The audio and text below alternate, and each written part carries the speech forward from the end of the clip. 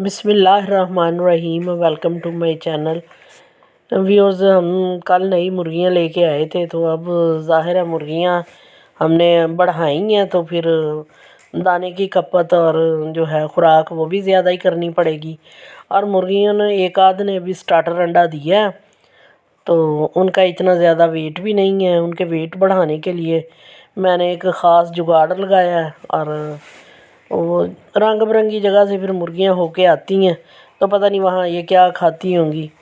तो मैंने तो फिर अपने तरीके से इनके लिए खुराक तैयार की है, ताकि ये खाएं और इनको जो है इनका वेट भी बढ़े, और जो है ये इनके अंडों की तादाद जो है वो भी बढ़ जाएगी।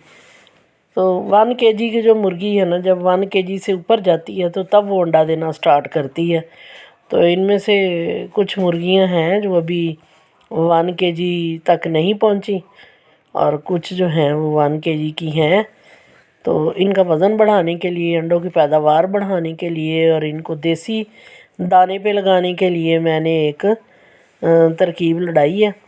क्योंकि हम अपनी मुर्गियों को जो है बाज़ार की फ़ीड नहीं डालते, क्योंकि फ़ीड इतनी महंगी है, हम अफोर्ड ही नहीं कर सकते। तो फिर मैं इनको, और फिर फ़ीड में इशू भी बहुत आते हैं, तो मैं अपनी मुर्गियों को देसी जो है दाना वो ही हम तैयार करवा के डालते हैं। तो ये मुर्गियां जो है नई आई हैं, ये फ़ीड खाती आई हैं, क्योंकि जहाँ से हमने ख़रीदी हैं वहाँ मैंने देखा था कि ये फ़ीड खा रही थी।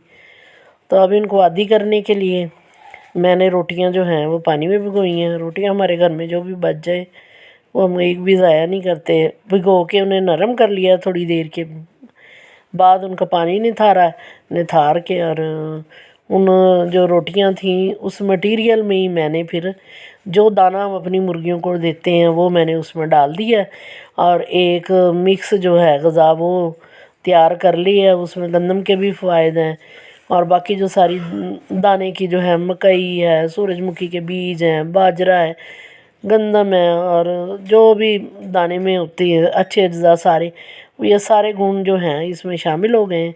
और यही ग़िज़ा जो है आज हमने अपनी मुर्गियों को डाली है। तो मेरी जो मुर्गियां हैं वो तो खाने की आदी हैं, जो बाहर से आई हैं वो भी खाएंगी इंशाल्लाह। सब्ज़ा भी मेरी मुर्गियां खाने की आदी हैं। जो बाहर से आई हैं उनको हमने सब्ज़ा डाला है, लेकिन वो मुर्गियां आदी नहीं हैं, वो सिर्फ फ़ीड ही खा के पली हैं, फ़ीड का ही उन्हें पता है।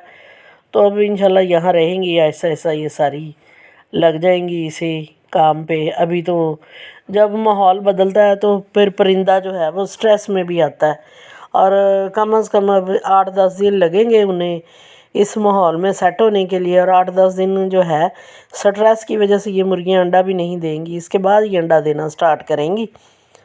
तो इनकी खुराक जो है अच्छी रखी जाएगी, और मल्टीविटामिन भी इनको दूंगी, तो इंशाल्लाह ये जल्दी अंडा स्टार्ट कर देंगी।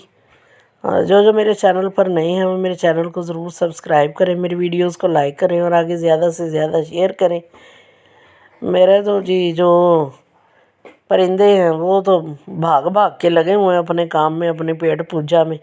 दाना कभी कम नहीं डाला अपनी मुर्गियों को, हमेशा इनके लिए वाफर दाना मैंने रखा है अपने फार्म पे, और कभी थोड़ा बहुत भी नहीं ख़रीदा। बोरी के हिसाब से ही हम दाना ख़रीदते हैं, और पड़ा ही होता है, और फिर जो नीचे गिर जाता है इधर उधर बिखरा रहता है, वो जो बाकी जो परिंदे आ जाते हैं, कीड़े आ जाते हैं, कीड़े मकोड़े जो हैं वो भी अभी इस सीज़न में तो नहीं है, क्योंकि उन्होंने अपना दाना स्टोर कर लिया है। यहाँ बड़े मेरे फार्म पे कीड़े आते हैं और आके दाना ले जाके जो इनके बाहर भों बने हुए हैं उनमें ये सेव कर लेते हैं।